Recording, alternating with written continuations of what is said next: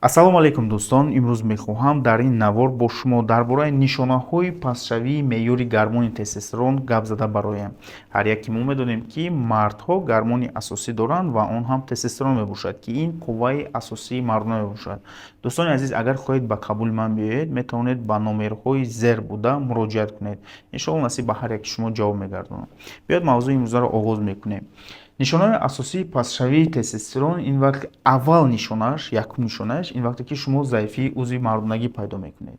заифии узви мардонагӣ гуфта вақте ки қувваи шумо ба алоқаи ҷинсӣ намерасад. Шумо метавонед хоҳиши алоқаи ҷинсии шумо паст шуда бошад, ё ин ки дар вақти алоқа кардан метавонад мардонагии шумо хуб таранг набошад, ё ин ки дар вақти алоқа то ба охир алоқаи худро нарасонида метавонад мардонагӣ хоб кунад. Ин яке аз нишонаҳои асосии пастшавии тестостерон мебошад. дуюм нишонааш бошад ин вақте ки шумо ҳамавақт хоболуд ҳастед. саҳар хестанӣ мешавед, лек аз хоб хестан ба шумо душворӣ метиҳад. хоб дуюм ҳолат вақте ки шумо хестед, шумо аллакай худро хоболуд ҳис мекунед, яъне ки аз хоб сер нестед. сеюм вақте ки шумо чӣ коре кардани намешавед, албатта ки дар ин ҷо низ хоболуд ҳастед. ҳамин тавр ҳоказо вақти кор рафтед, вақте аз кор баргаштед, ба шумо вақти вазифа медиҳанд, ягон кор медиҳанд, шумо хоболудро дар худ рӯзи дароз ҳис мекунед дӯстон. ин ҳам нишонаи асосии пастшавии тестостерон мебошад. хоб мегзорем ба дигар нишона, ин вақте ки дар шумо фарбеҳшавӣ дида мешавад. шумо хуб кам мехӯред, шумо диета мекунед, шумо кӯшиш мекунед ки фарбеҳ нашавед, аммо бо кадом сабабе дар шумо фарбеҳшавӣ зиёд пайдо мешавад. фарбеҳшавӣ махсусан дар қисмати шикам ва синаҳо, вақте ки мард сина пайдо мекунад, вақте ки мард шикам пайдо мекунад, ин аз қабили паст шудани гормони тестостерон дида мешавад. хуб, дигар нишонаи асосӣ бошад вақте ки дар шумо гум кардани мақсади асосӣ мебошад. бароси мегӯянд ки цели худамро гум кардам, намедонам чӣ кор кунам, гуфта мегӯянд. ин вақте ки тестостерони шумо паст мешавад, шумо дар ҳаёт намедонед чӣ кор кунед, ба чӣ кор машғул шавед. умуман чӣ коре ки ба шумо мегӯянд, умуман намехоҳед ба ҳамон кор машғул шудан дӯстон. ин ҳам яке аз нишонаҳои асосӣ мебошад, инро аз хотир намебарорем. аз ҳама асос боз дар ин ҷо вақте ки тестостерони шумо паст мешавад, дар шумо зиёдтар беқувватӣ дида мешавад. чӣ шумо хоб кардаед, чӣ шумо дам гирифтаед, аммо беқувватии доимӣ дар шумо дида мешавад, ки шумо онро ягон хел бартараф сохта наметавонед, то чанде шумо дам нагирифта бошед. хоб, дигар нишонаи асосӣ вақте ки шумо асабонияти зиёд доред. ба ҳамагон маълум аст ки вақте ба шумо ягон гап мезананд, мо ҳама бояд вазин бошем, бояд гапро қабул кунем, аммо ҳолатҳое мешавад, ки шумо онро қабул карда наметавонед ва дар шумо гапгардонӣ мешавад, асабонияти зиёд пайдо мешавад, сардардӣ пайдо мешавад. чӣ гапе нашавад, шумо ба ҷанг тайёр ҳастед.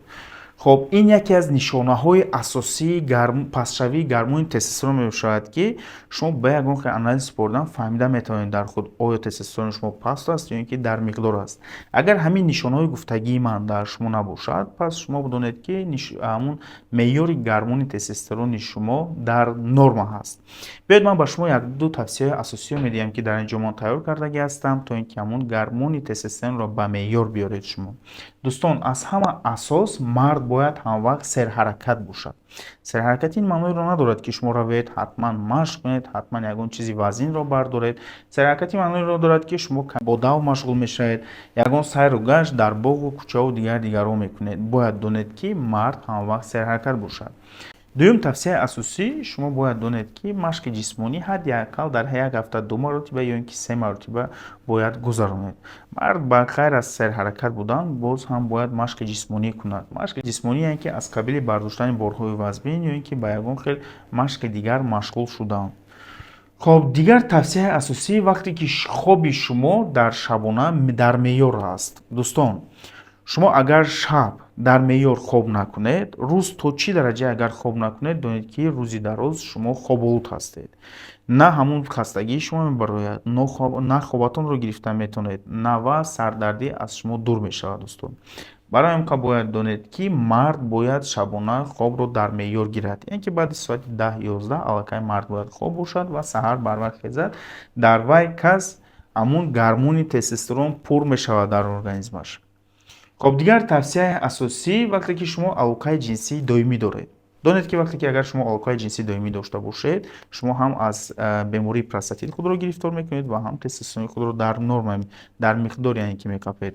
дӯстон, дар ин ҷо ман дархост настагиам, агар оиладор бошед, агар синни соли шумо ба оиладоршавӣ расида бошад, ҳатман оиладор шавед. Ин яке аз амали беҳтарин аст дӯстон. Хоб агар оиладор набошед, ҳеҷ маҳал бо ягон духтари бегуна ба алоқа даст назанед дӯстон. хоб вақте ки шумо алоқаи доимӣ мекунед, донед ки ҳам аз бемории простатит ва ҳам аз ҳамун пастшавии гормони тестостерон худро эмин медоред. дӯстон, ин буд як кӯтоҳ мавзӯъ дар бораи нишонаҳои пастшавии гормони тестостерон ва ҳамчунин баланд бардоштан, тавсияи асосӣ барои баланд бардоштани гормони тестостерон мебошад.